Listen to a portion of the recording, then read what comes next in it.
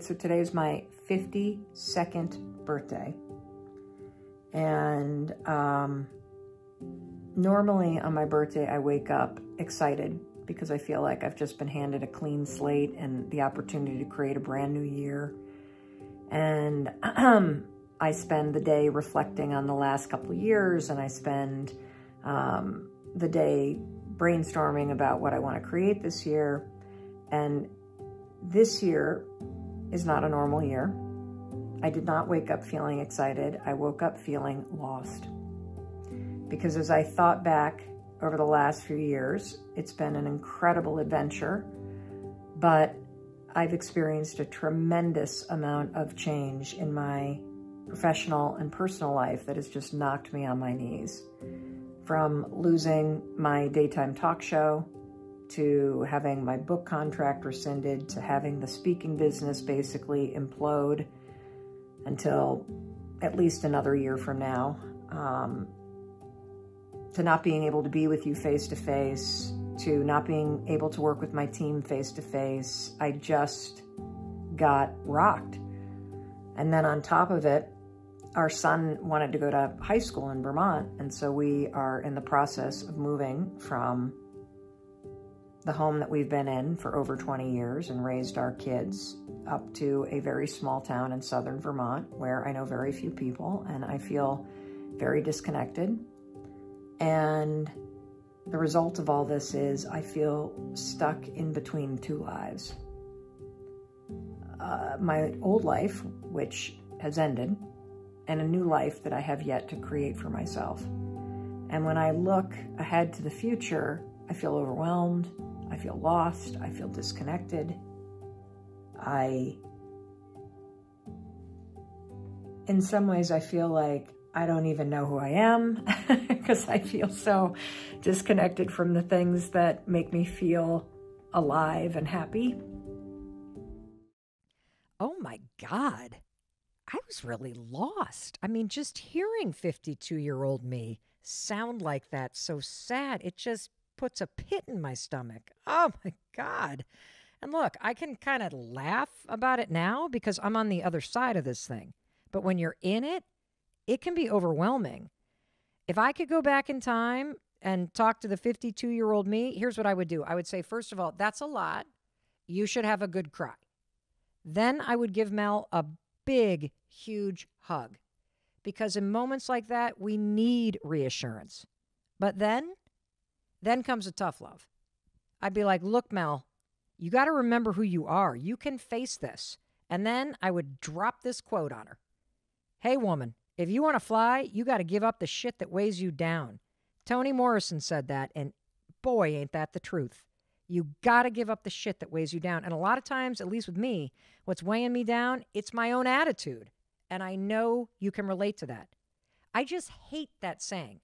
It is what it is. No, it isn't. It is what you make it to be. The fact is, there is always something you can do to make yourself feel just a little bit better. And when you do something that makes you feel a little better, no matter what's going on, that boost in your mood, that boost in your attitude, it is essential to helping you face any challenge and improve any situation. And even though in that video I felt lost, there were 3 things that I did and that I continued to do over the past 2 years and that I continue to do now, all of which is rooted in research to pick myself back up and face the mess that my life had become. And more importantly, to start doing the work to create the life I wanted. I believe that you are capable of changing. I do. I've just seen too much evidence over the course of my career. Amazing changes that people just like you and me have made. So I know you're thinking, well, this is great, Mel, but where do I begin? So step number 1, you begin by making a wish. Just like that moment on your birthday when you close your eyes and wish for something to come true in this next year of your life. Right now, do the same. Close your eyes and think about the next year of your life. What do you want the next year of your life to look like? Begin by making a wish. That's how I began 2 years ago. Yep, my business was upside down, kids were in shambles, my husband was struggling with depression, and I was struggling with everything. I had to create a break from that moment of pain and allow myself to see something different. At the time, I had no idea what the new chapter of my life would be or could be. Here's what I did know. I don't want to stay in this one. And that's all you need to know. All you need to know is you don't want to stay in the place that you're in right now. That right there is a wish for something better. If you know what you don't want, it's very easy to change. As soon as you start removing or letting go of things that aren't working, you'll see all new possibilities. So let's go back to that video that I made on my 52nd birthday, because once I laid it all out there, I instinctually laid out the 3 steps I was going to take. I made a wish. I identified some things that I could do that would make me feel a little better. And I also changed my attitude. And if I can do it, so can you. So let's go back to the rest of that video from my 52nd birthday. And you're about to hear 52-year-old Mel wipe away the tears and start taking action. Here are the steps I'm going to take. Number 1, self-awareness is critical. So recognizing that you feel lost or disconnected or suspended between your old life and your new life, overwhelmed, whatever you feel, it's so important to name it. Because when you name it, you bring it out of the feeling in your body and out into the world, and then you can do things to tame that feeling. Number 2, the most important thing that you should do is move your body, because all this negative emotion is trapped in your body right now, and it's only through exercise and motion that you'll move it out of your body and you'll change your emotional state. So I am going to go put on an exercise tape and work up a sweat. Will that solve all my problems? No, but it will put me in a better emotional state so that I can think more clearly and more optimistically and start to see solutions. Number 3, the best advice about happiness is happy people do things that make them happy. And so after you move your body and you change your emotional state, do one thing that makes you happy. And for me, I'm going to go out and buy myself some beautiful flowers. I've been doing a lot of writing this morning, just dumping all my thoughts onto paper. And I think journaling out your thoughts is a really important thing to do when you feel stuck or overwhelmed or suspended. And then finally, continue to remind yourself that this is temporary. This is temporary. This moment is temporary. These feelings are temporary. This feeling of stuckness and overwhelm is temporary. Oh, ooh. Oh. Those sneezes are temporary. And I think the biggest thing about that mantra, that this is temporary, is so is your life. And maybe that's why birthdays are overwhelming, because they always make you think about the timeline of your life. And so after you become self-aware and you move your body, which moves your emotions, and you do something simple that makes you happy, and you dump all your thoughts on a piece of paper, remind yourself that this is temporary and force yourself to start dreaming again. Because when you give up on your dreams, you give up on yourself. And I think that's one of the reasons why I woke up feeling lost today. When I look ahead, I don't see anything I'm looking forward to, because I haven't created something new to look forward to. And that's the secret. How you're feeling right now is a function of what you see in the future. And if you see overwhelm and a blank page and nothingness, that's how you're going to feel right now. And so I want you to dream big. I want you to put something on that paper that's out in that future, that calls to you, that gives you something to look forward to go for. That's how you will pull yourself out of it. And that's how I'm going to pull myself out of this too. So that's my birthday message. Not really inspiring. It's authentic and it's real, because this is where I am right now. And I also know that despite how low I feel, I have a choice. I have a choice about what I do about it. I have a choice about who I'm going to be in the face of it. And I have a choice about what comes next. So by God, I'm going to 5, 4, 3, 2, 1, push myself to create a future that really empowers me. And I want you to do the same too. If you could do anything for me for my birthday, it would be for you to dream really big today, that would mean everything to me. I love you. Way to go, 52-year-old me. Mel, if you could only see where you end up 2 years later, you'd be so proud of yourself, woman. And you know what? When you follow these same 3 simple steps, you're going to be proud of yourself too. And I want to make sure you're not just listening along or watching this podcast episode on YouTube. I want to make sure you're able to apply these 3 takeaways and what you're learning in this episode to your own life right now. So let's recap what you've learned so far.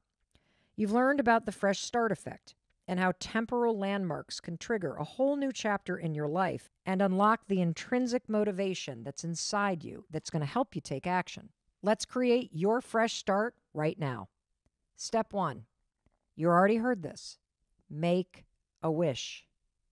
Just ask yourself one powerful question. What do I want the next year of my life to look like? Number 2, no matter how you feel, start taking the actions that align with what you want in your life. Stop making the mistake of waiting to feel happy or motivated before you take action. The secret, it's taking action first, because if you can get moving, you can keep moving. And research shows that just a little boost in your mood impacts your productivity for the rest of the day. It impacts your focus. It gives you a little uptick in energy. Taking actions that align with the bigger vision and the future you, it taps into this huge body of research called behavioral activation therapy. Now, you're going to learn a tremendous amount about this therapy modality in future episodes of the Mel Robbins podcast, but here's how I'd summarize it for you. Act like the person you want to become in the future, no matter how you feel in the present moment. Look, I know it sounds simple. Act like the future you. But this is grounded in decades of research, and it works. This is how I've made every single change in my life. Once I figure out what I want to do or the kind of person I want to become, I figure out someone else in the world that's doing it, and I just reverse engineer it. And that's how you create a brick path that leads from where you are right now to where that wish of yours wants to take you. And every morning, wake up, take one action that aligns with what you want or the person that you want to become. And you can consider that action, it represents one brick. And if you keep doing that day by day, brick by brick, action by action, you're going to look up a year from now and you'll realize, oh my God, I just paved a brick path leading to my dreams. What the heck? Mel was right. And step number 3, in making powerful change in your life, find the proof that you can do it. It's all around you. You just need to look for it. Find anyone that has the life that you want or that has made the change that you want to make. The relationship, the career, the body, the family, the friend group. Anytime you see someone who has already made the change you want to make in your life, tell yourself, there's proof. It exists. Use people as evidence that, yes, you can have what you wish for too, if you're willing to work for it. See people as a light on the path to your future self. For years, that was not me. I was the opposite. I did not see other people as lights on my path. I saw people as robbing me of the lights that I wanted. I had this really stingy, jealous, and insecure attitude. If a friend of mine was renovating their kitchen, I would smile, that tight smile that people have when they're faking a smile. And I'd go, oh, it's so pretty. I love the white cabinets. But inside, I was seething with jealousy. And the reason why is because I believed that somebody else's happiness or success somehow was robbing me of mine. It's the opposite. Their beautiful kitchen means if I can work for it, I can have one too. Their amazing relationships means I can create it too. Their success or the business they've built means it's possible for you too. This alone, if you just do this third step, this one mindset flip, it is a complete game changer. Here's how you do it. There is unlimited success, happiness, and fulfillment in the world. You're not in competition with anyone.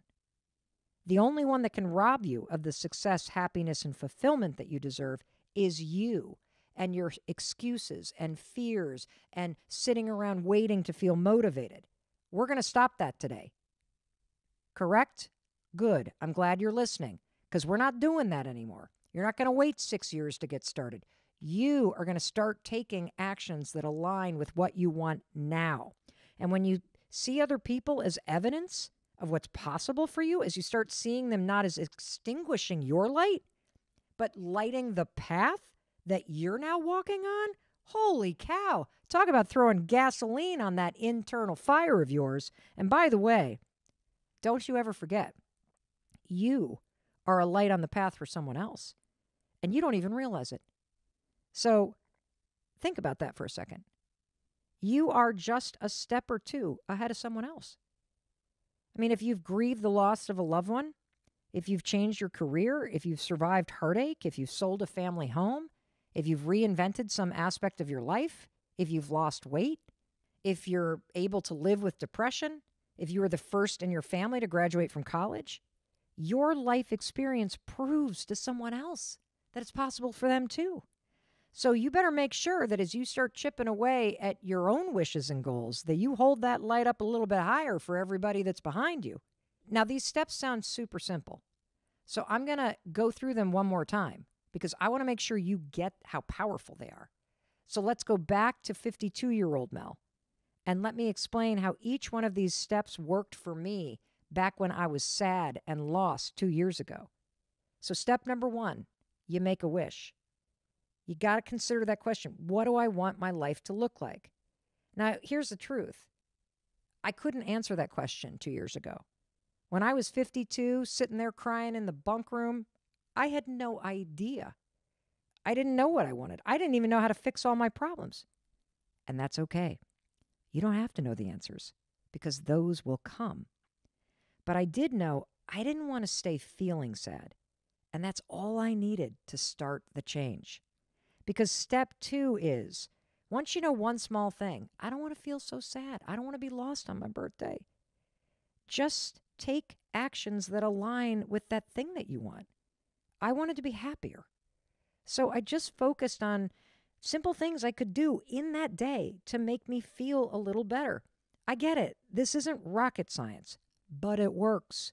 But somehow, when you start to apply this stuff, it does feel like rocket science because it does launch you somewhere else.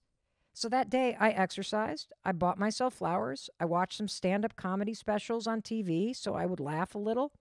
I just forced myself to do those things, to start walking toward what I wanted, which was just to feel a little happier. And look, this stuff doesn't work overnight. It works over time. And so every day, I just woke up and I kept making myself do the things that made me feel a little better, even though I didn't feel like it. Simple things, exercising, journaling. And I kept on contemplating that question. What do I want my life to look like? And over time, day after day, brick after brick, as I added in positive forward action, aligned with feeling a little happier, and as I started to let go of things that were bringing me tension or sadness or friction, the answers started to emerge. I didn't want to travel so much for work. I didn't want to miss out on my son's high school the way I missed out on our daughter's high school experience. I wanted to get reconnected at a really deep level with my husband. I wanted to have time to see friends again and do things in the community. I didn't want to feel so damn busy and burnt out. And I didn't want to fall asleep with a to-do list on my mind and wake up every morning panic-stricken because of how much I had to get done. I wanted to simplify my life and get serious about being happier and more content in it. And as you ask yourself the question, what do you want your life to look like? Be patient. As I got clearer about what I wanted, and then I aligned my actions with that new vision, I started acting like the person I wanted to become. Simplifying means saying no. It means asking for help. And I chipped away day by day, and I started getting my mental health in order, slowed down, and I created an entirely different relationship with my husband by jumping into therapy. I also started being more present with my kids. And through all these small changes, I realized something bigger. It was time to sell the house that we had raised our kids in for 26 years outside of Boston, Massachusetts. and create a simpler life in southern Vermont. And as I started to say no and put what mattered to me first, I all of a sudden had more time to do what I really wanted, which is to launch this podcast, because I wanted to forge a deeper connection with you. Brick by brick, I laid a path with my actions, and now here I am. And if I can do it, you can do it. And that's why step number 3 is critical. Look for lights on the path. I looked for other people who had simpler business models, who had relationships, and who were doing the fun things that I wanted to do. And I just let them light the way toward the future I wanted. I kept telling myself, if they can do it, I can do it. And if you don't have anyone in your life like that, someone that lights the way for you, let me be that person. Tell yourself, if Mel Robbins can do it, then I can do it, because it's true. I'm living proof that if I can do it, you can do it. Big change starts with small wishes, like, I want to feel happier. And tiny actions lead to massive transformation over time. Psychologically speaking, those little daily moves forward that I was making, trying to just be a little bit happier, moving toward the person I really wanted to become, it changes what you believe about yourself. Because doing the small things every single day, especially when you don't feel like it, it proves that you do have a choice about what you do and how you feel. And eventually, as you do the small things that make you feel better and better and better, you will feel better and better and better. And as you see yourself taking these little actions, you start seeing yourself taking control. And the momentum, the pride, and the confidence builds inside you. That's what happened to me. And I know the same will be true for you. And I have proof that this works. So yesterday, check this out. I got an email from a woman named Danielle. And guess what she was writing me about? She was writing to tell me about a year ago, she stumbled upon, guess what video? Yeah, you guessed it. The one I made on my 52nd birthday. I mean, come on, what are the odds? I was about to start taping an episode about the same video, and now suddenly I'm getting an email from a stranger telling me, oh, by the way, Mel, I saw that video on your 52nd birthday and I followed the steps in it and now my life has changed. What are the odds? Those are magical. And I always pay attention to that kind of stuff. So I reached out to her. I talked to her on the phone. And now I want you to listen to her read the email she sent to me yesterday. I just love this kind of stuff because it all connects. And before I play it, I want to warn you that this may be triggering for you to hear. Because when Danielle stumbled upon that 52nd birthday video of mine, she was in a way worse place than I was up in that bunk room. She was thinking of ending her life. Your birthday saved my life. The video you made on your 52nd birthday was the first Mel video I had ever seen. And it was the last day of my life, or it would have been.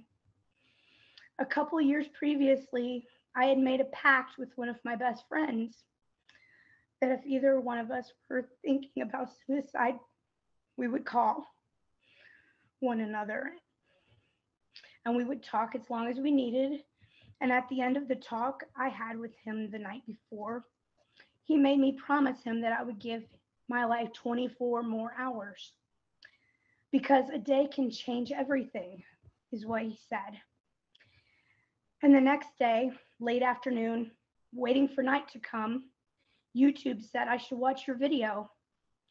And I promised my friend 24 hours more, which I spent largely watching your videos. And I'm still here. You know, and it sounds a little bit even silly, but I remember at one point in the video when she just, she got to the point where she had laid it all out there, how she feels and what's going on, that she said, so this is what I'm going to do. I'm going to go out and I'm going to buy myself some flowers. And I was like, okay, I get that. Like, happiness isn't like a goal that like once you've completed all these things in your life that are wrong with it, then you're allowed to be happy. It's something that you actually have to try to do every day. And you can't just do this one little thing and that can make today better than it was.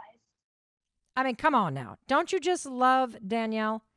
And look, over the past year, Danielle has been slowly chipping away at creating a better life. Just like I have for these past 2 years, and just like you're going to do now that you've listened to this episode. See, doing the little things every single day that align with where you're going and who you want to become, that's the secret. It works. The bottom line is you have the power to change your life, period. You have to act like the person you want to become before you feel like that person. And if I can do it, you can do it. Plain and simple.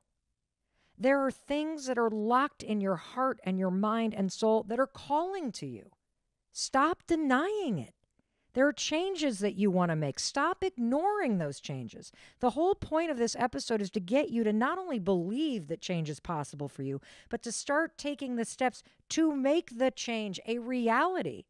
I want you to claim what you want by the end of this episode. I want you to close your eyes and envision something amazing in this next year of your life, because yes, you can change.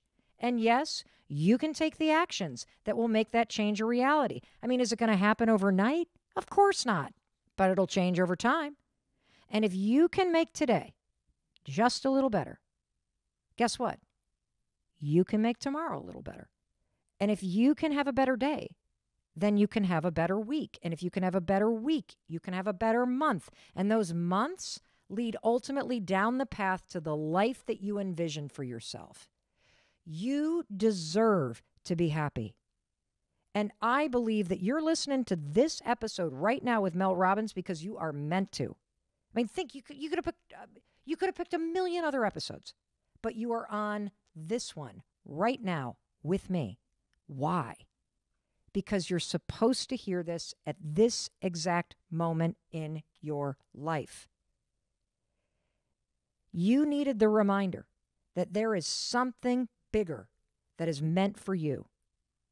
You got so much amazing stuff to do with this next year of your life. You got dreams to fulfill. You got lives to change. Stop focusing your energy on the stupid crap that weighs you down. It does not matter. Your past does not matter. The things that you're worried about, it doesn't matter. I mean, who cares if they didn't read your text? Who cares if you didn't get that job you applied for? Do you know how many jobs there are out there?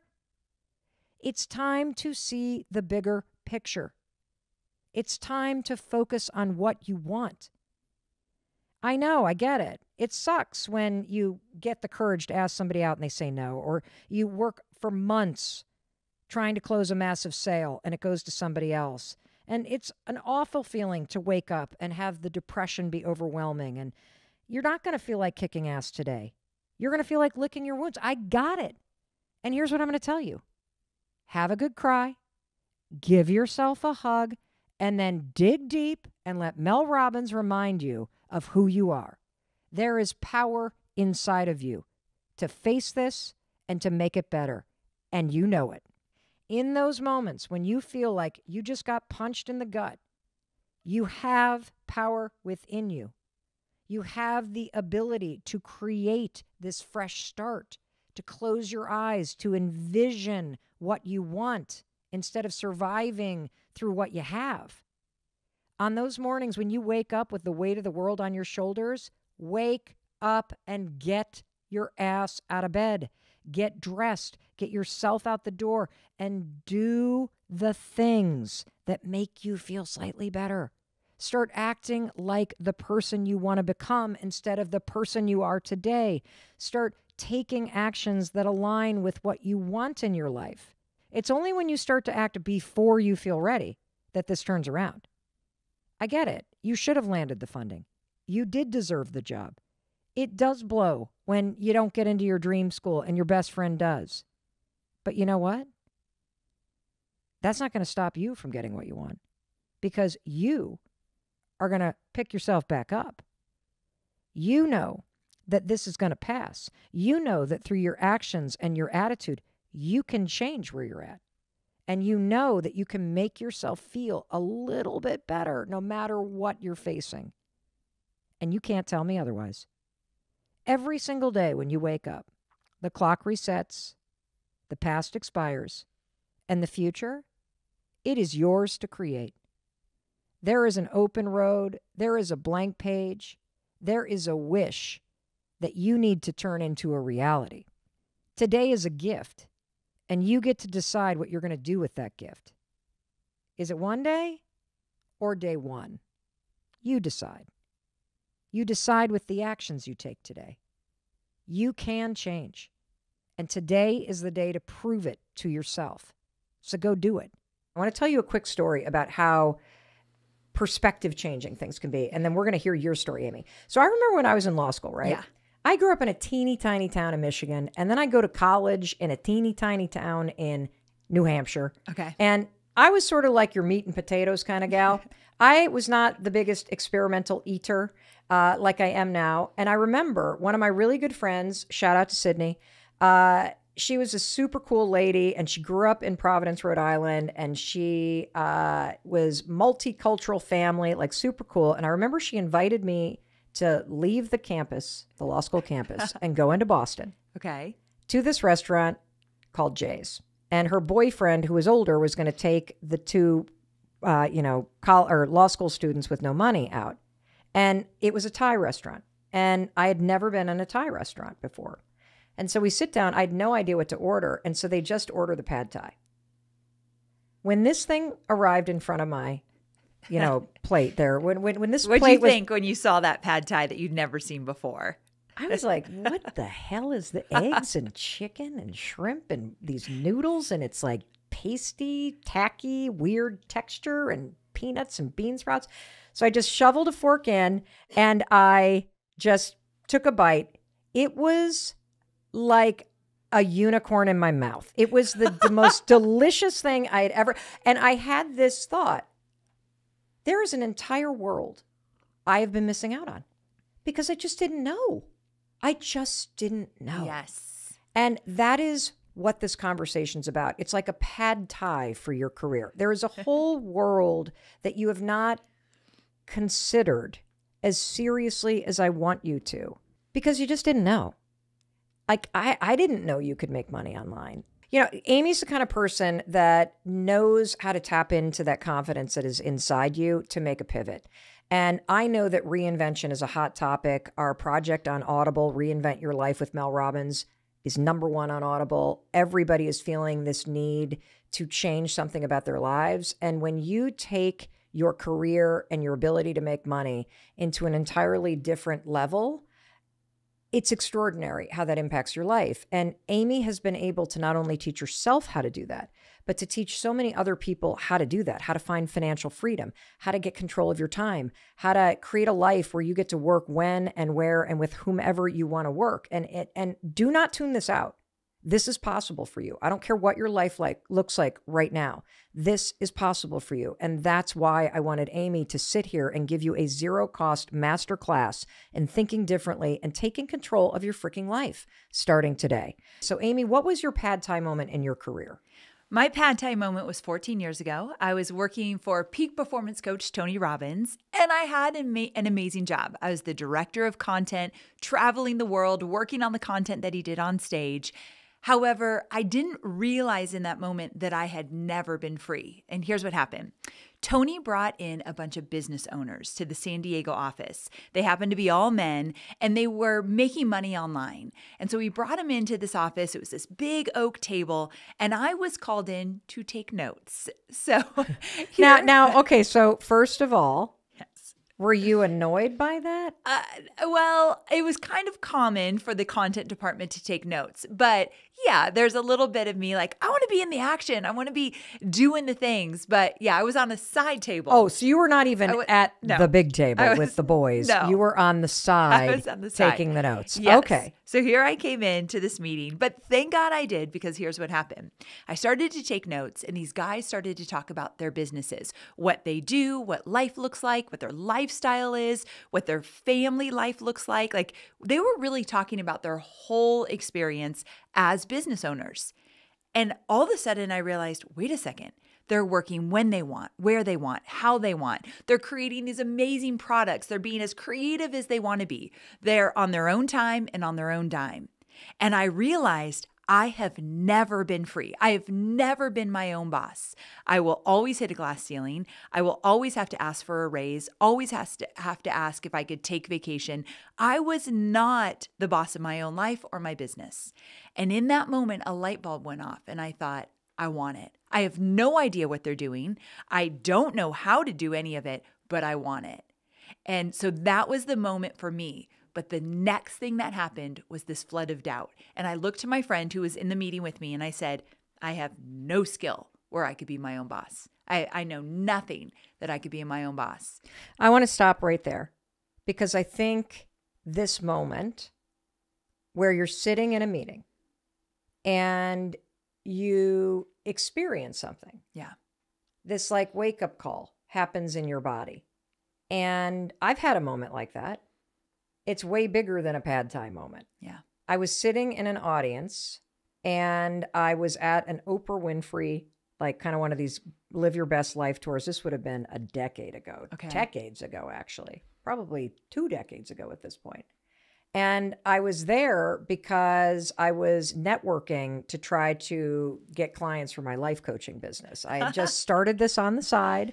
I was working full time, doing business development for a advertising agency in the big tech kind of bubble that happened in the early 2000 timeframe. And on the side, I was trying to build a business as a life coach, full of doubt. So I go to this Oprah Winfrey concert. It was actually it was like an event that she held, a one-day summit to like live your best life. And so I'm sitting in the big audience and Oprah's on stage. And then she introduces this woman that I'd never heard of. Her name was Martha Beck. And Martha Beck walks out. And I don't even remember what the hell she said. I had never heard of her. I had no clue what she did. But she started talking and there was something inside of me that was like, I want that. And it was the same thing you're talking about, which is this taste I've never thought about the word free. Because there I was I'd lied to my employer. I had taken the day and I had told them I was somewhere else and I had gone to this thing for myself. Yeah. And so here I am completely out of integrity, getting paid by somebody else to sit in a place where I'm prospecting for my side hustle that hasn't even launched yet. And I realized when she walks on the stage, holy shit, that's what I want. And I didn't even know what that meant. I just knew that I wanted the freedom that she seemed to have. She was writing books. She was clearly writing for Oprah. She had written her first book. She was now talking about that first book on a stage. I didn't know what I would write about. I didn't know what I would speak about. I was scared to think about being on that stage. That is the moment. And so I want to hit pause and I want to talk to the person, you, right now listening to us. I want to talk to you because I need you to start to pay attention to those moments. You don't have to have the answers to change your life. You have to have that moment where you go, I want something more for myself. And what I wanted to be able to go to an event without lying to my boss. Well, I could have just not lied, but you know what I mean. I wanted to be able to go to an event because I was going to go to an event. I wanted to be able to work when I wanted to work, but I did not know how the hell do you go from that moment to knowing what the hell the right next step is? Because you're right. What happens next is, well, you're dumb. You got nothing to offer. You're this, you're that. Like, how did you go from, okay, there's all these dudes sitting around the table. I'm basically the secretary, no offense to secretaries, in the corner. And right. I am sitting here being exposed to something that I'm not part of this club. Yes. So the first thing, all those doubts came rushing in. And then I learned something a long time ago that if you're watching someone do something and you feel a little bit jealous, like, look what they have, or angst around it, which I had. Like, I wanted what they had, even though I didn't totally get it. Whenever you have a feeling of jealousy or angst or you want it, ask yourself, what do they have that you want? Like, get really clear. What is it about their life that you think is so attractive or you'd like to go through it? Because I had to get clear about what I wanted. And in that moment, I thought, they get to be their own boss. Like, that's what they have that I have never had. So I think clarity in terms of what you want is the first big step. You talk about that a lot. What do you want? And so once I got clear on, I don't want a job anymore, I want to call the shots, then I had to start thinking, what would I do? Because I had no clue. So for the next few months, I kind of went through this process that now I teach called the sweet spot, which is figuring out what might you want to do. Wow. Okay. What do you really want? That's a huge question. And I want you to contemplate that. What do you really want? And here's the secret. You start with the life you want. So when I teach people how to go out and build their own business, I always say, first of all, let's talk about what lifestyle you want.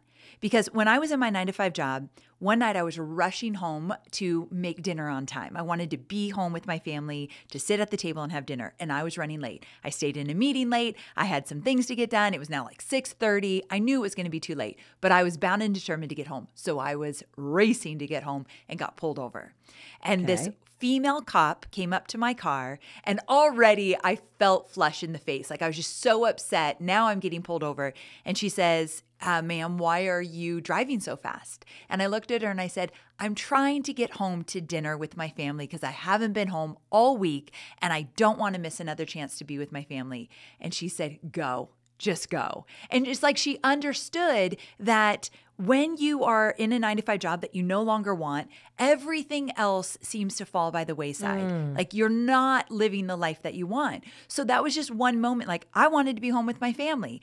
I wanted to actually make more money so I could invest in things that I wanted to invest in. There was so much that I didn't have that I wanted that I kind of just started there. So you got to just ask yourself what kind of lifestyle you want and then build your career around that. Well, I think a lot of people got a huge wake-up call these past 3 years. Yes. If the pandemic did nothing else, it certainly made you reflect on your values.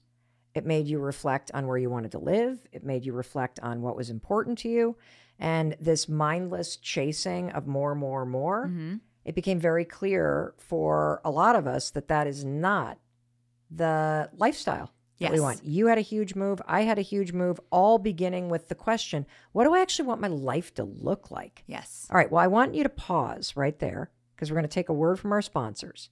But when we come back, we're going to take a few more questions from listeners, and we're going to continue to hold your hand and walk you step by step through this process of starting to embrace the wake-up call, ask these big questions, and get freaking serious about your ability of making it happen.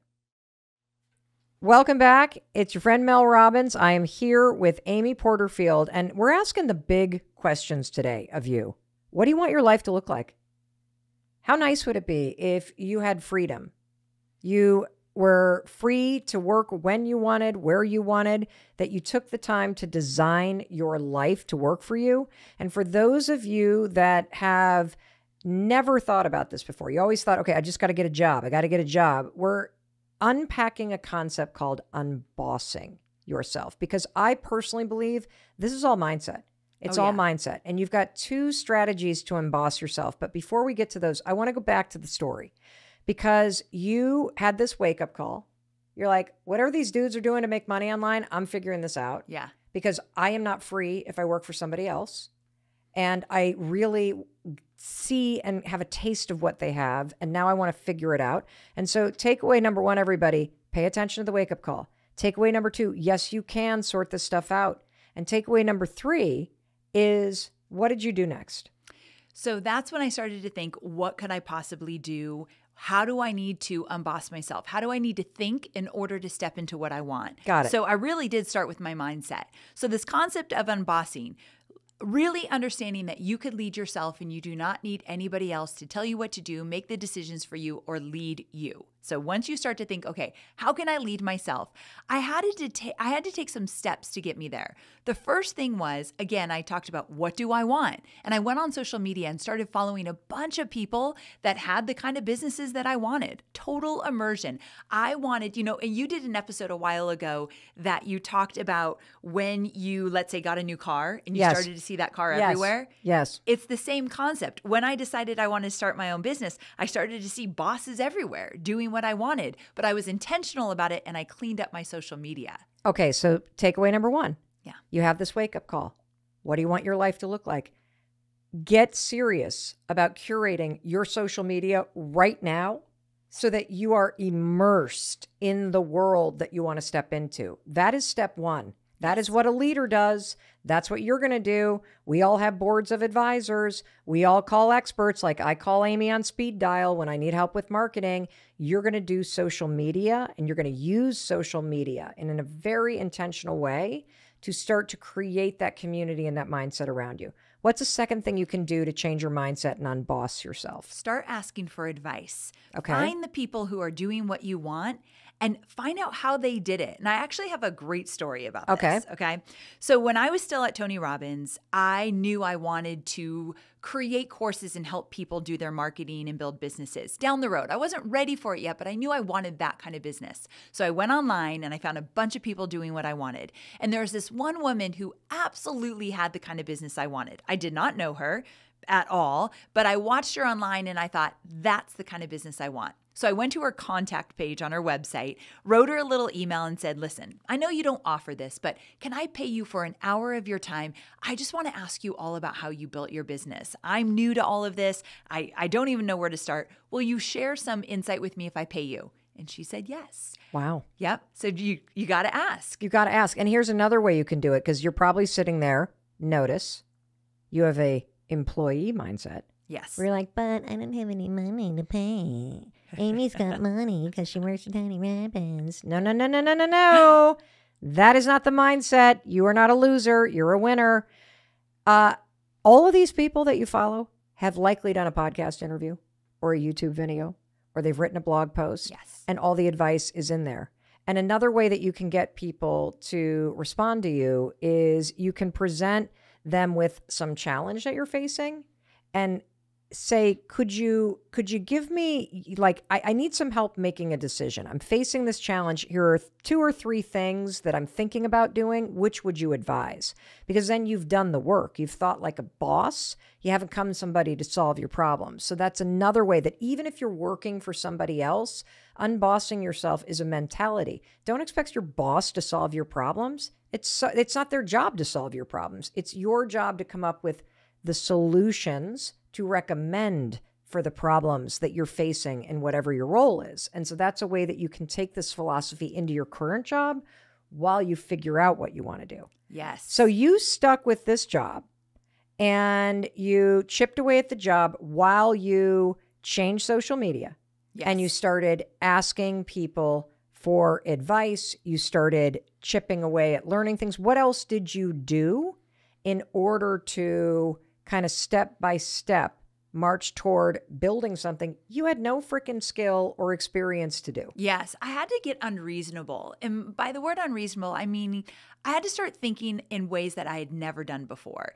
And so like with the call with that woman that said yes, like I was still at my office. I had to crawl under my desk because the walls were thin. I didn't want anyone to hear me at my lunch hour. I'm whispering to her on the phone, like, how did you build your business? What did you do? And she's whispering back to me. And I'm sure she thinks that's weird that we're whispering, but I needed to make it happen. So I had to start putting myself in places that I was way out of my element because I wanted something bigger than my life at the moment. Now, how do you keep that present? Because I think this is what separates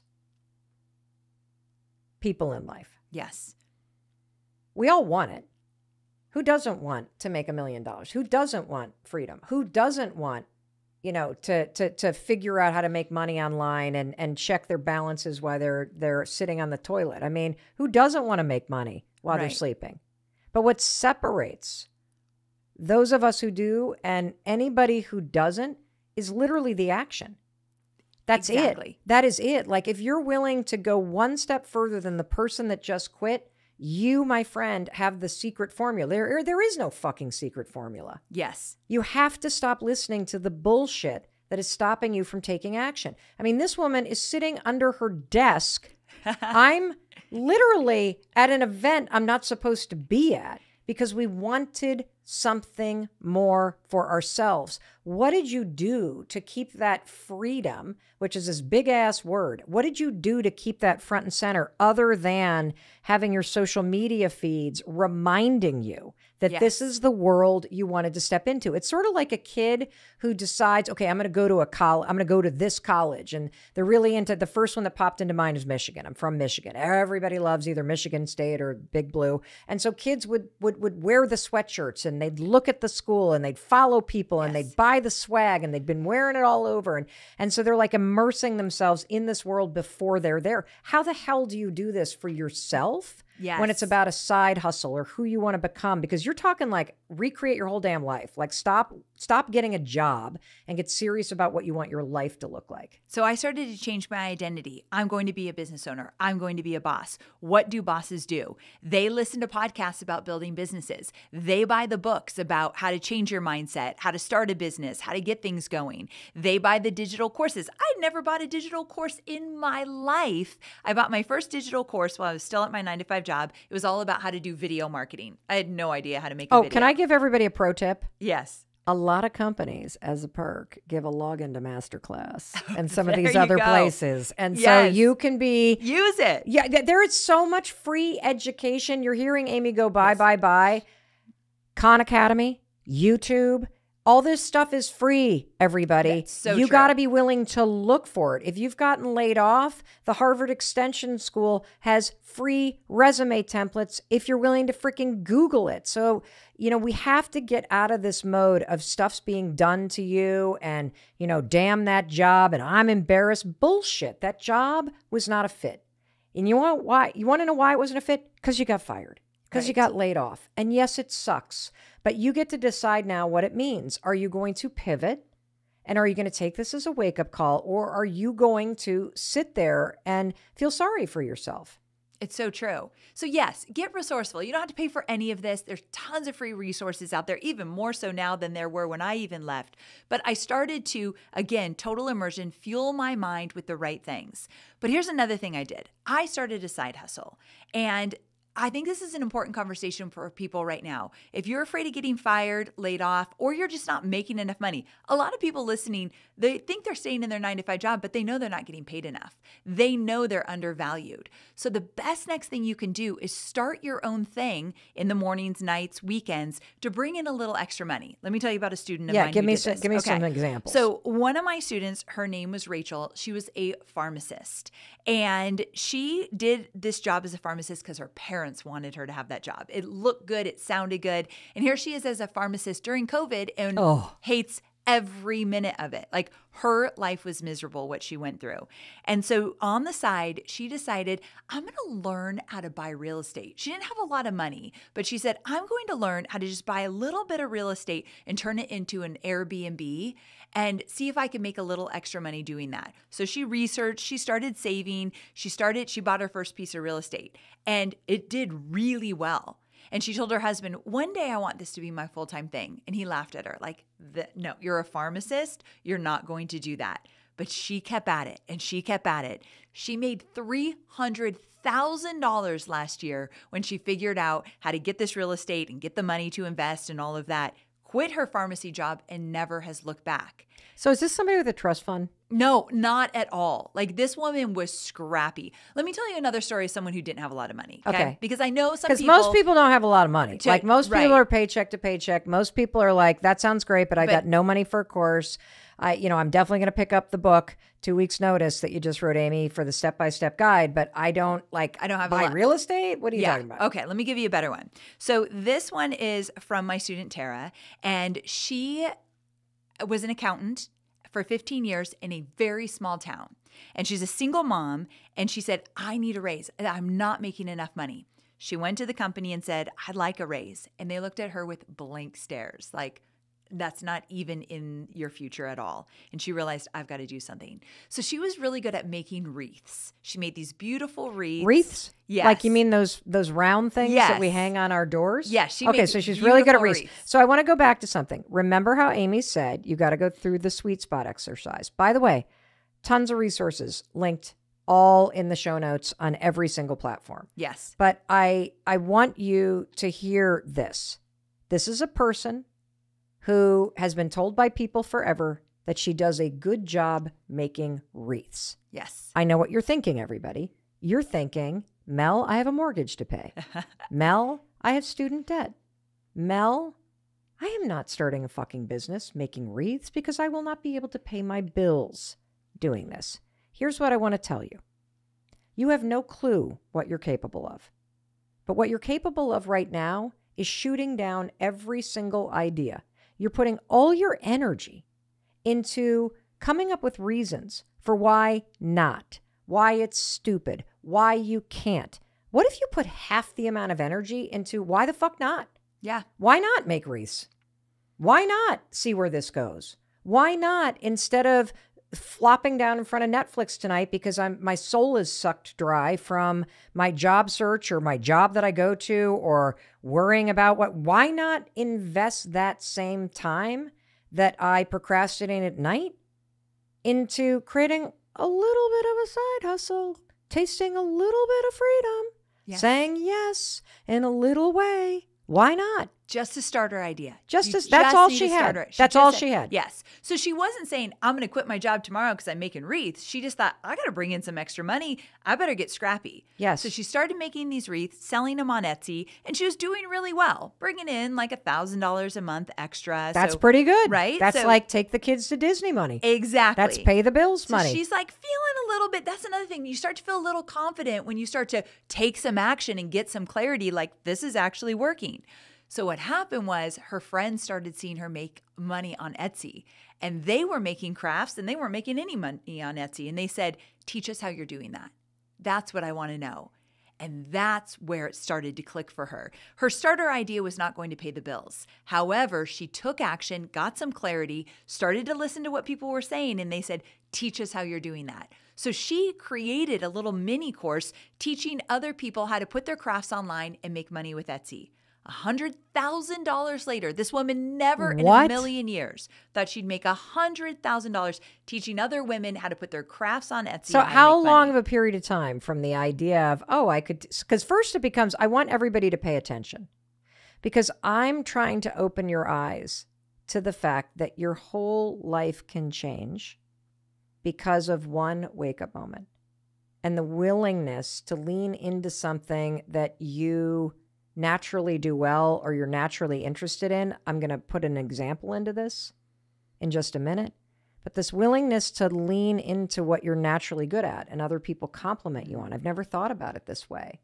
Not so that it pays your mortgage, but so that it gives you a taste of freedom. And it taps into this power and resourcefulness and moxie that is inside you. Yes. Because when you start feeling that, you'll start thinking even bigger. And so, I'm thinking about this because, and I'm going to offer up an example, because it literally could be anything. I think about my daughter, Sawyer, who constantly is complimented for her interior decorating style and skills. No training.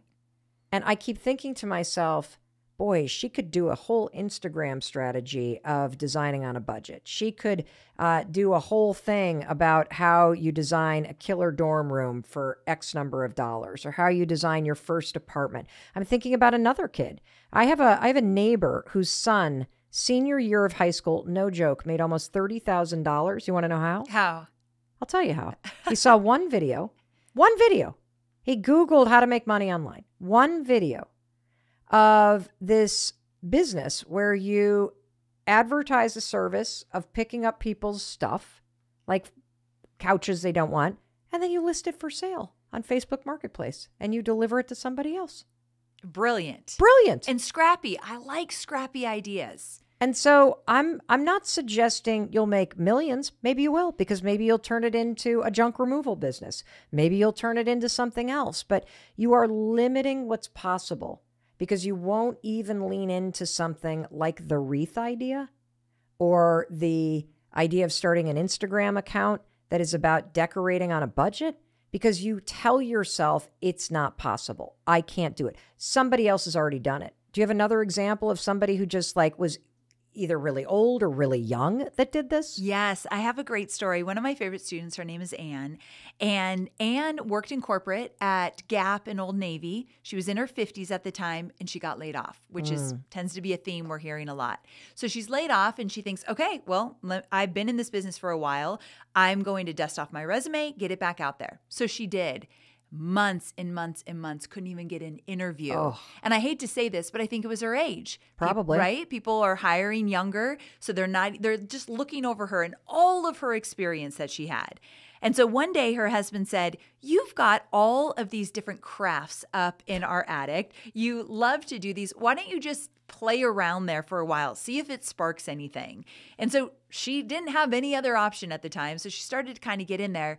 And she does this one thing really well: surface pattern design. What the hell is that? Right. I'm not crafty at all. So I really had to kind of dig in to understand it. Basically, it's this idea of drawing your own doodles and different graphics on, let's say, through a software, and turning those drawings of yours into wallpaper, into wrapping paper, What? into mugs, This is a into business? journals. Yes. Okay. And so she did this really well. And yet again, people started to say, how are you doing that? That's why when you think of the sweet spot formula, the first thing you do is pay attention to what people think you're good at, because it's just a natural thing. They're interested. And so she did it well. Other people wanted to know how she did it. So she started to teach them how she did it. Now, this woman went from literally not getting anyone that wanted to hire her, not even getting interviews, Wow. to doing launches of this new program she created, $100,000 launches over and over again. But I want to point out, she's in her 60s. Wait, okay. Yes. You buried the lead, Yes. Amy. She's in her 60s. Didn't know how to run a business, didn't know how to do technology, didn't know how to put up a website, didn't know how to do a webinar. She knew none of it. But what she did know is she wanted a different kind of life, and she got honest with herself. I don't want to be begging for a job. They think I'm too old. Watch me. Ooh, I And love that's that. what Watch I me. want. Yeah. Watch me. Watch me do this damn thing. I cannot wait to send this episode to my kids. Can you tell me about someone on the younger side Yes. that went from nothing, telling themselves, no skills, too young, I can't do this, missed the boat, there's already too many people doing fitness online or whatever the hell it is that you want to do, too many interior designers, no room for me. Tell me about somebody on the younger end of the scale. I will. And I want to say, if you're looking around and you think, I want to do this, and you see so many other people doing it, Yes. and they're doing it well. Like podcasts with me. Yes. The first thought is, there's no room for me. Yes. I can't do that. It's already Yes. been being done. First of all, there's over 8 billion people in this world. There's definitely an audience you can reach. But the second thing is, if it's being done and it's being done well, that means there's money to be made there, right? It's a validation. Look at it and think, oh, great. Mel's a great example that I can make money doing this. Let me try it as Okay. well. Did you hear that, everybody?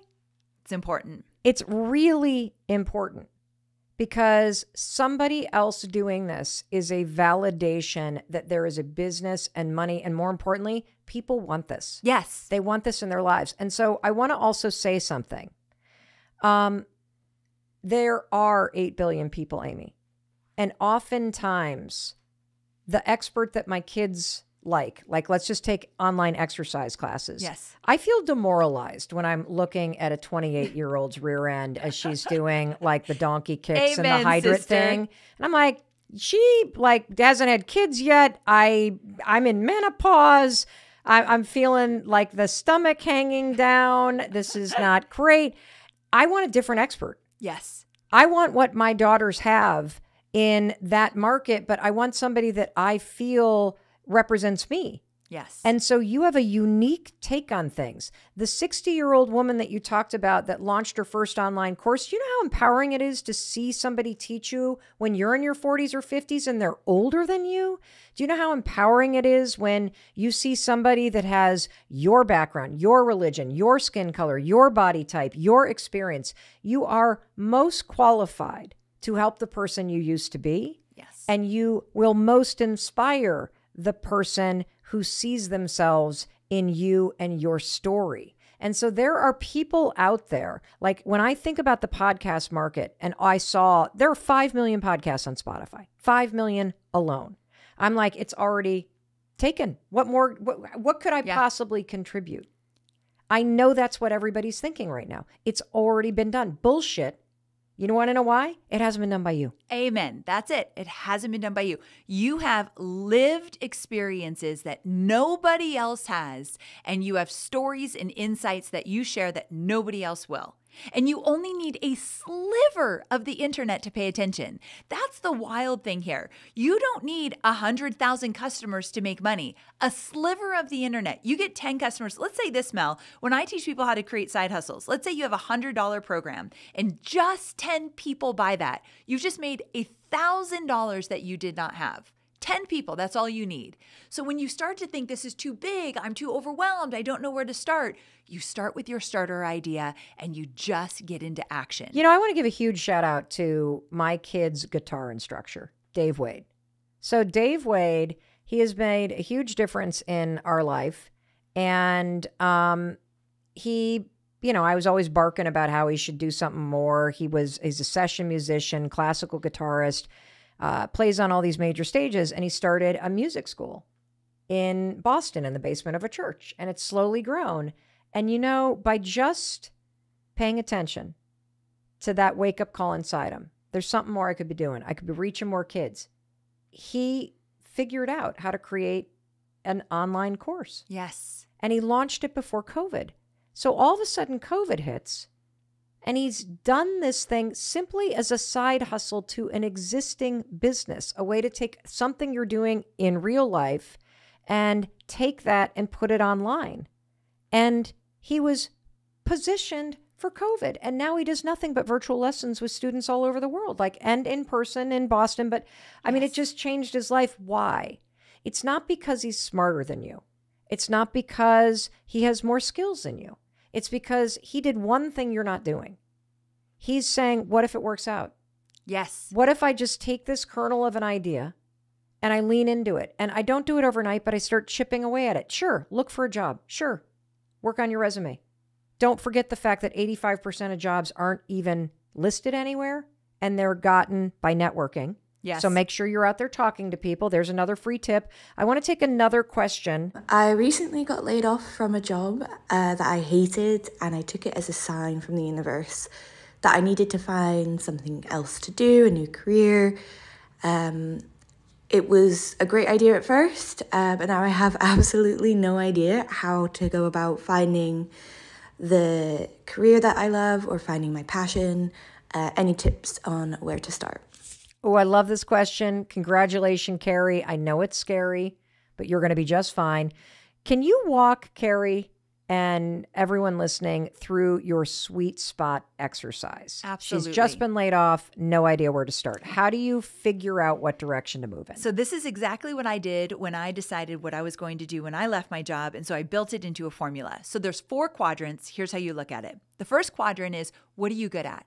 So what do people always ask you about? Where have you gotten results in your personal life, in your business life? You might want to take what you know in your business life and bring it into your own business. Or you might look at your personal life and think, you know what? 1 year ago, I was lazy on the couch watching Netflix, eating all my snacks, and I realized I want to run a marathon. And so what you did is for 3 months, you put together a plan to figure out, how am I going to run an entire marathon from couch to marathon in 3 months? You put together a plan and you freaking did it. That's what you can sell. Other people want to know how you did it. And they don't want to know from the leading experts in the marathon industry. They want to learn from a girl that literally 3 months ago was sitting on the couch eating snacks. Yeah, because that looks like me. Yeah, exactly. Yes. So where have you gotten results in your personal life, in your business life? How can that translate into a business? So that's number 1. Yes. Number 2 is, think about who you might want as a customer. And the reason why this is important is you want to start thinking about maybe some things they're struggling with. Mel said it earlier.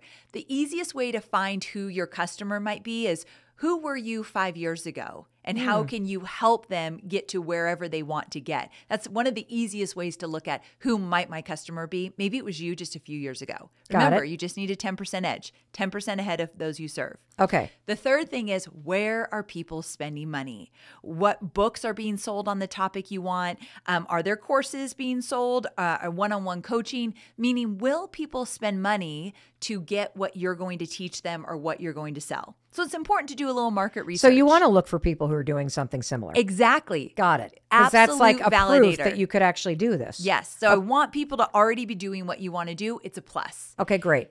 Fourth quadrant, and it's the most important. What lights you up? Not what's your passion. You're going to go down a rabbit hole and never come back up. We don't need to find your passion right now. But what do you enjoy? What will make you excited to get out of bed in the morning? Because if you're going to create a business around something you don't love, watch it crash and burn. If it lights you up and you're excited, you're going to figure it out. So what lights you up? She's inviting you to create a life that you love. Yes. Instead of surviving the one that you can't stand.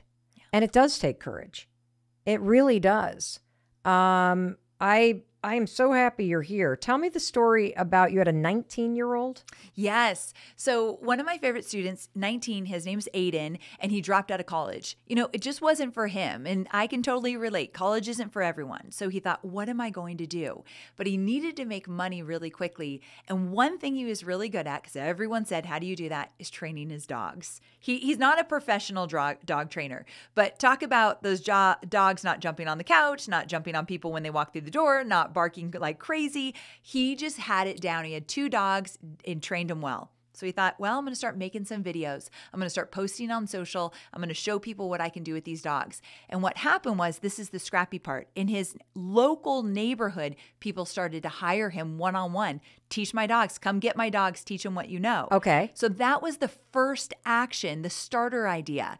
Now it's ballooned into creating courses and memberships and teaching people all about dog training, but it started in his local community. You can't discount, you can't say, I want to make $1 million tomorrow. Let's focus on the $1,000 that you can make right away. Ding, ding, ding, ding, ding. Did you guys just hear that? See, this is a practical application of making it smaller. Yes. How can you make $1,000 now doing something that you love? Because when you find the courage to do that and then post the photos of your wreaths or put up the little video of you teaching the neighbor's annoying yappy dog how to sit when you say sit, it doesn't matter what your friends think. You're starting to see yourself doing something instead of thinking about it. And that's going to create confidence in you to do more and more and more. See, it doesn't begin with $1 million. It begins with $100 or $1,000. And you're not going to make that $100 or that $1,000 if you're not willing to have the wake-up call, and then you're not willing to lean toward it, and you're not willing to say to yourself, why not me? Why not me? If these 2 chicks, Amy, who's almost 50, and me, who's 54, can figure out how to make a lot of money and build a business online with no prior experience, no skill set, the one thing that we have that we are inviting you step by step by step, and Amy walks you through this in her book, 2 Weeks Notice, is to think differently. To think differently, to open your eyes up to a totally different possibility. Freedom, financial freedom, freedom with your time, the freedom and the power to create a life that really works for you. This is not just for some people. It's for everybody. It's for people that are willing to say, you know what? I do want more for my life. And I do want to feel in control. And I can make money, and I can learn how to pay for my benefits and my health care. And I could take the power back if I'm willing to think differently. We're going to walk through the 5 mistakes based on research that everybody makes when they set goals. And when you make these mistakes in setting and defining your goals, you will not achieve your goals. And so these mistakes are super important for you to understand and for you to apply to the goals that you're thinking about right now. So mistake number 1, you're so focused on the how you're going to get this goal achieved that you forget about the why. And this is super important. I have a really good example of how I have failed at setting goals and achieving goals in the years past because I felt pressure to do something. My why was not present. And I'm going to use the example, ironically, of drinking, which is one of my goals this year. I want to go for 3 months and not drink. So here's the example where I've failed in the past. In the past, I have had lots of pressure around me at the turn of the year to not drink. There's that thing called Dry January, and a lot of people that I love have participated in it, and people around me have been doing it. And I didn't feel called to do it. I just had a huge sense of FOMO that I was going to miss out on something if I didn't jump in with everybody else. And so I felt pressure to jump in and have it be a goal that I would do dry January. And here's what's interesting about when you feel pressured to make a goal. When you feel pressured to do something, there is an inner rebel inside of you that suddenly shows up and pushes back. And sure enough, the last couple years that I've been like, yeah, okay, I'll do dry January with you guys. The second that I committed to it out of pressure, the rebel in me was like, nope. And I lasted 2 or 3 days, and then I started being sneaky and lying about it. And here's the deal. The why wasn't present. This is so important. And this year is different. This year is different because this year, one of my goals is not to participate in dry January, but my goal is to not drink for several months. And there's a reason why. The reason why is I have a lot of things that I want to accomplish. And even just having a beer at night to pull the lever that work is over and you can relax now, it's making me too tired at night and it's impacting my sleep. And here's my why. I want to see what will happen. This is like an experiment. To my focus, to my downtime, to the brain fog, to the symptoms of menopause that I'm experiencing, if I just remove alcohol. Not during the week, but I just remove it completely for a couple of months. And so my why is that I want to be present and more focused for the next couple months. And I feel as though if I removed alcohol, it would have a major impact. And there's more I want to get done. And that's why it feels different this time, because I'm not setting this goal because I feel pressured to. I'm setting this goal because I want to. So taking that research in mind and that mistake that everybody makes, what's your why for real? What is the goal that you want to do? Because identifying that is going to make all the difference in the world. Now let's talk about mistake number 2. I see this all the time. In my opinion, this is not based on a study, but in my opinion, this is the mistake that everybody makes the most. You ready for it? You're setting too many goals. Stop doing that, okay?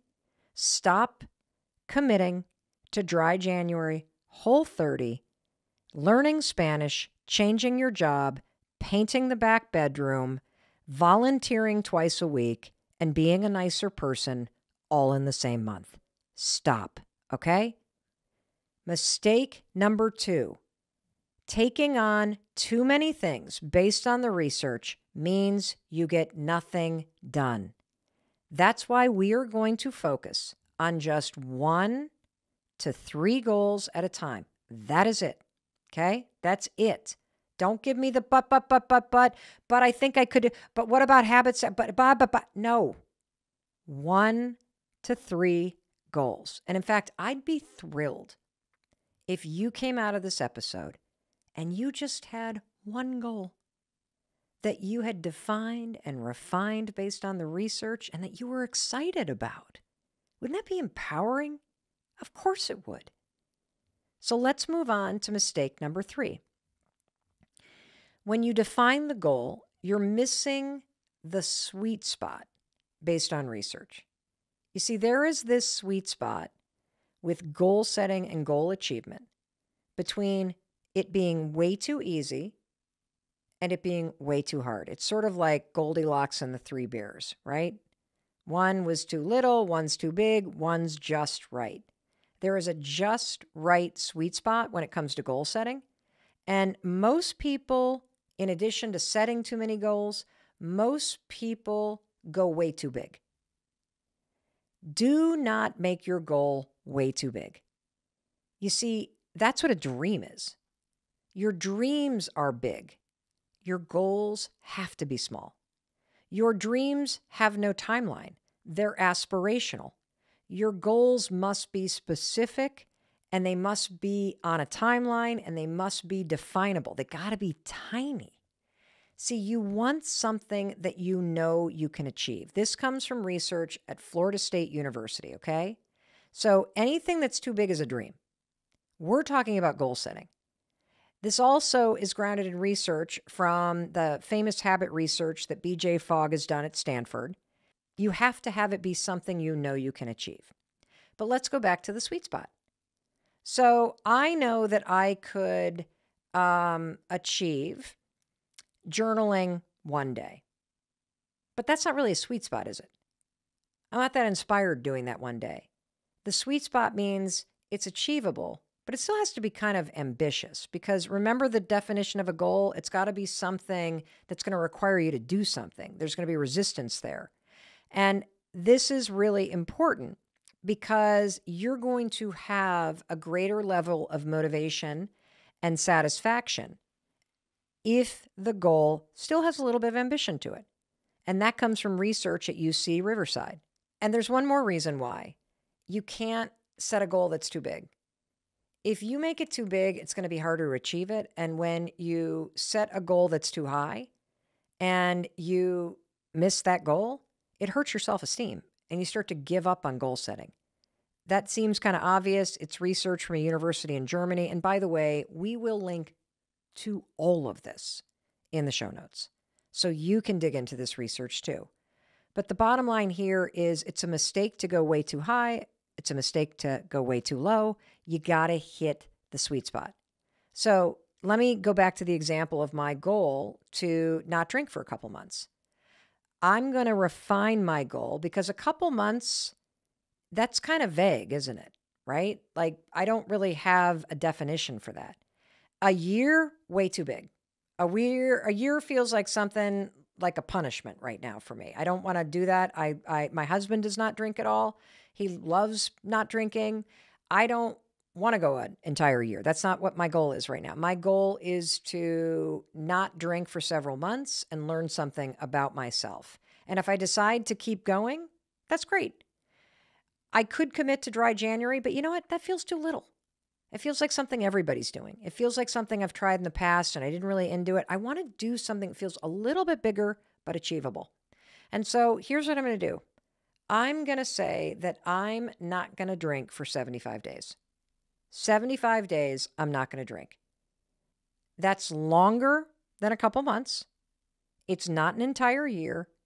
It still feels achievable, but it is definitely ambitious, especially when I throw in the fact that Valentine's Day is coming up and I'm going to this big thing at the end of January and seeing a ton of friends, and a lot of people there will be drinking. So, there's a lot in that. So now let me turn it to you. Is your goal in that sweet spot? Let's Goldilocks and the Three Bears this thing. Is it too little, too big, or just right? Is it that 75-day thing? All right, now let's go to mistake number 4. The goal's too general.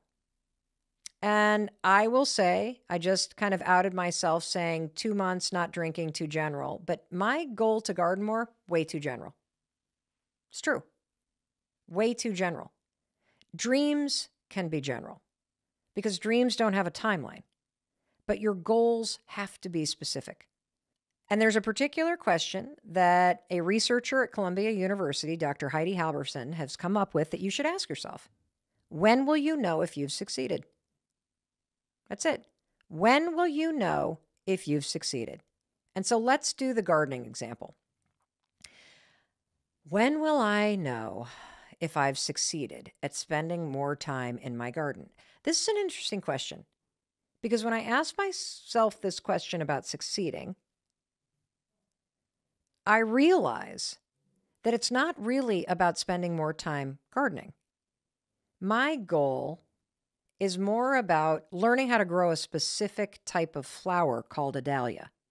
I first discovered them last year. I am in love with dahlias. They are so gorgeous, and they're kind of complicated. You got to dig them up where we live and store them inside over the winter. You can grow them. I mean, it's like a whole thing. There's almost like a cult of people that love dahlias. And so I'm stepping into this. And I realized that my goal is really to grow my first ever dahlias from seed.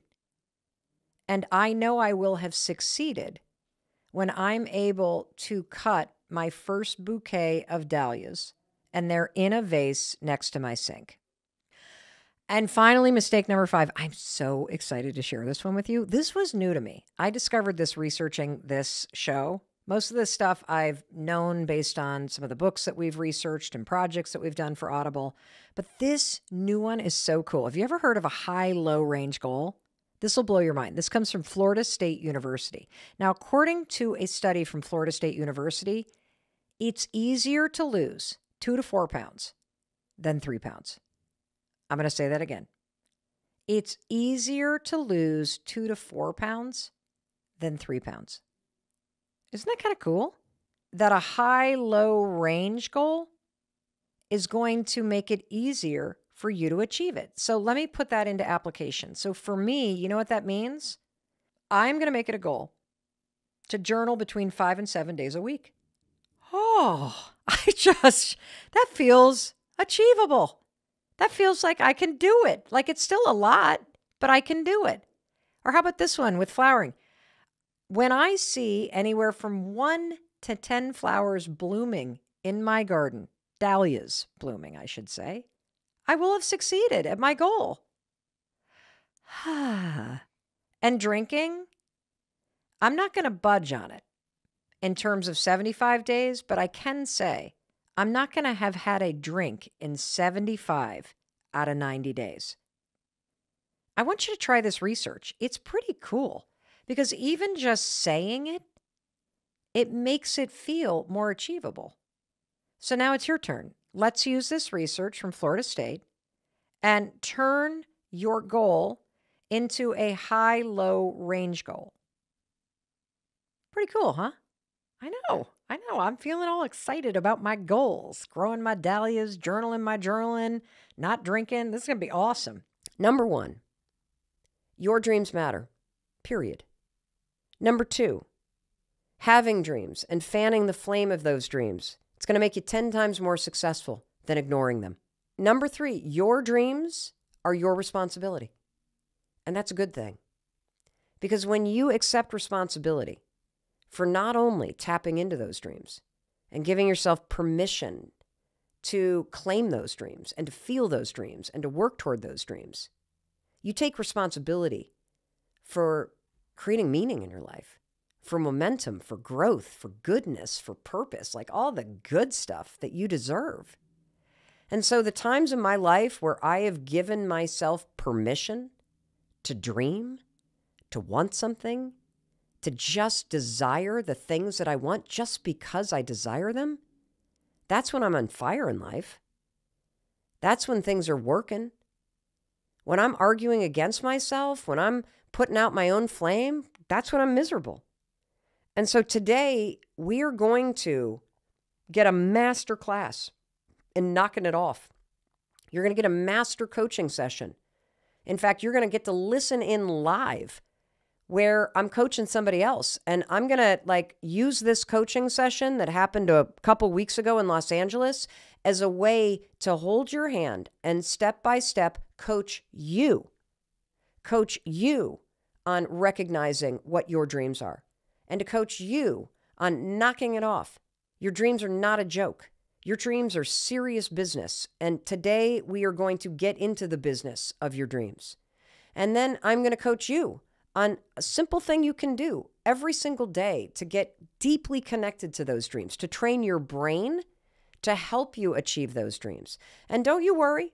We're going to do lots of other episodes about tools and momentum and continuing to make them a reality. But we got to get clear that your dreams matter. Enough with denying, okay? So here's how we're going to do this. A couple weeks ago, I was in Los Angeles. And I was doing a live event with a friend of mine named Kathy Heller. Now, you may know of Kathy Heller. She's an incredible podcaster, and she is a best-selling author. And she and I did this live event. It's really awesome with this audience in Los Angeles a couple weeks ago. And during the event, it was my birthday. Kathy surprised me with a birthday cake. And her sister, Barbara, came up. And her sister, Barbara, is this really awesome comedian and actor. And she did an impersonation of me. Here's the catch. One of my gifts is I have, I'd say, 100% accurate intuition. And the second Barbara got on that stage, my intuition went crazy. And I just knew this was a person who had given up on her dreams. And so I decided to go there. And what you're about to listen in on is a coaching session between me and a woman named Barbara. Barbara has a dream. She's very clear about what it is. Since she was 18 years old, she has known that she has wanted to be an actor.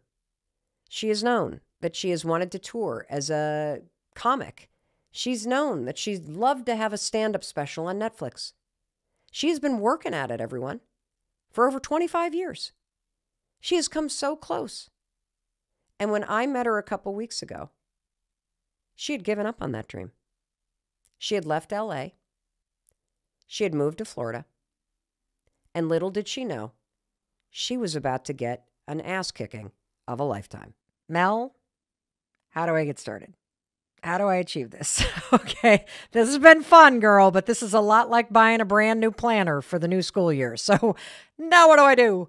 Okay, well, step number one, based on the research, the second that you define your goals, and we have now defined the goals, we are using the research. I'm feeling super empowered. I hope you are too. You have to make the first milestone super, super easy, because that means it feels like you've already done it, okay? So we got to make a super simple first step. And scientists even have a name for this. Scientists call this incremental illusion. That's what we're using, incremental illusion. If you make the first few milestones really easy to achieve, you will be more likely to succeed at this goal, because nothing, and I mean nothing, is more motivating than progress. And research from the University of Chicago gives us a great example of what I'm talking about, okay? So, you know how you go to a coffee shop and they have these offers where if you buy 10 cups of coffee, you get the next coffee free? Here's a little trick that's pretty interesting that uses this effect, this illusion, okay? So they gave one group of people a card that was buy 10 cups of coffee, get one free card, but it was blank, okay? They gave another group of people a buy 12 cups of coffee, and then you get a free card, but 2 of the slots were already checked off. Progress had already been made. It's still the same thing. You're still having to do 10, but guess what? The folks that were given the card with 2 slots already filled in, they moved through that card faster by checking the boxes twice. Listening to this podcast, check. You're no longer at square one. You've defined your goals. I can tell you some other things. You want to do the smallest step possible. Chris gave me a book about dahlias, these flowers that I love, for the holidays. Check. I'm in box 2. If you can take the smallest step today, can you do a Google search? Could you spend a little time journaling? What's something that you could do? You can't think of something? No problem. I've got something based on the research you could do. Step number 2, check box number 2, tell someone you admire about this goal. This debunks decades-old research from 2009 from researchers at Yale that said that you shouldn't tell anybody about your goals. But here's the hook. You need to tell somebody you admire. You got to tell the right people about your goals. This comes from a set of new studies from Ohio State.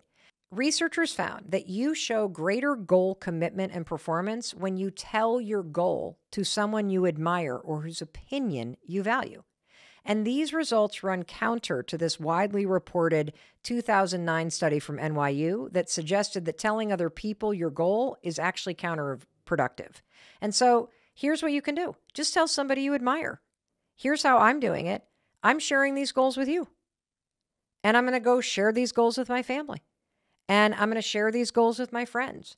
I'm going to talk to the woman that I met this summer that is growing dahlias and learn from her.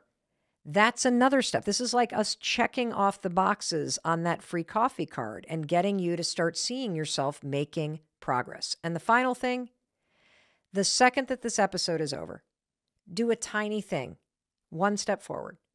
This comes from a recent study at the University of Pennsylvania School of Medicine that showed that starting right away resulted in the most change. Do not wait for Monday. Do not wait for the weekend. Do not wait until later. The most important thing you could do, that little box you're going to check, is when this podcast is over, spend 5 minutes taking a step. Whew. Now I get to talk about the most life-changing part of all of this. You ready?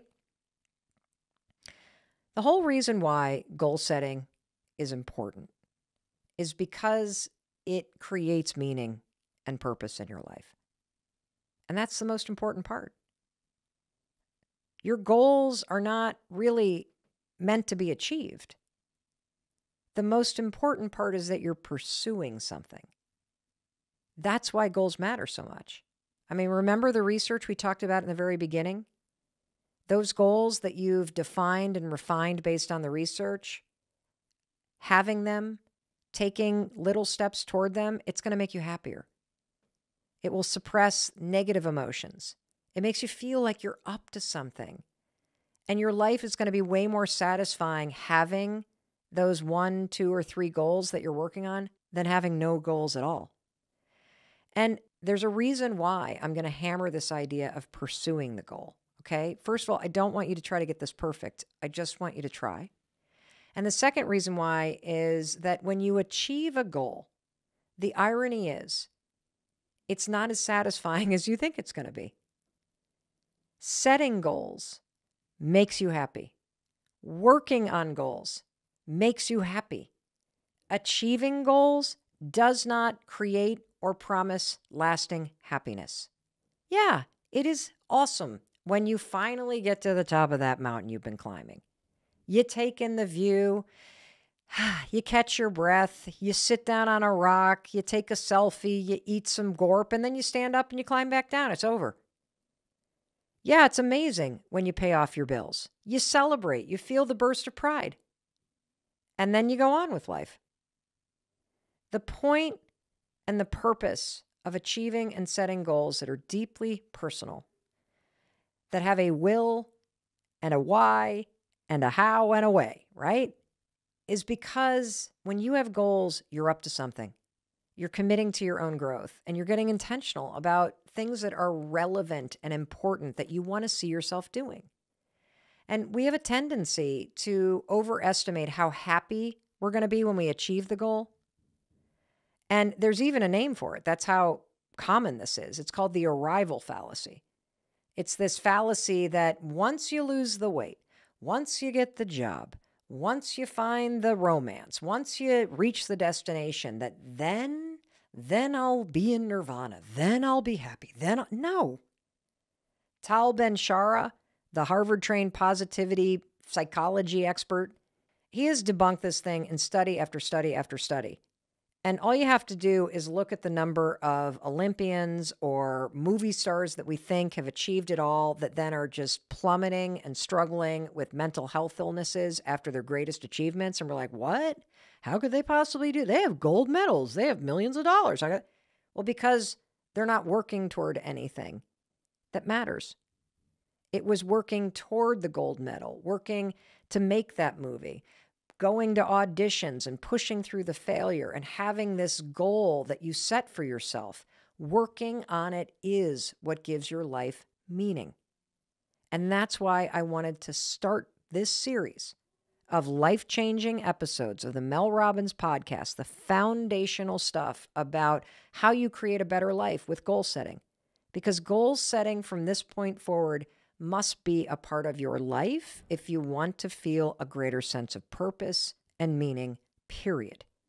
And so I want you to come back to this episode. I want you to bookmark it. I want you to share this with people that you care about. If you've got somebody like I do who's a college senior, and as they approach graduation and they start to feel like they're about to have a quarter-life crisis and they're lost, you know what they need? They need goals. If you have a friend going through divorce, you know what they need? They need goals. If you're bored in life or feeling stuck or you've got to hit the reinvention button, you know what you need? You need goals. And you can re-listen to this every single quarter at any moment in your life and walk yourself through this very simple but powerful and life-changing research to get very clear about what you want and why you want it and how you're going to go achieve it. Now, speaking about the how, you want to know how? Habits are how you achieve goals. Systems are how you make it easier. And so coming up next in this life-changing series, we're going to do a 101 on habits. What the science says about habits, the 3 components that make a new habit encode and stick in your brain. And we're also going to give you the research-backed shortcuts that you can use to make new habits stick and to make that change and the new habits that are going to help you achieve your goals easier to implement in your life. That's what's coming next. But for now, I want you to remember the definition of a goal. A goal is anything that you desire that wouldn't otherwise happen without you doing something. And what I want you to do next is I want you to take one step forward on that goal of yours. In fact, you know one step you could do? Share this episode. Hey, it's Mel. Thank you so much for being here. If you enjoyed that video, by God, please subscribe because I don't want you to miss a thing. Thank you so much for being here. We've got so much amazing stuff coming. Thank you so much for sending this stuff to your friends and your family. I love you. We create these videos for you. So make sure you subscribe. Mwah.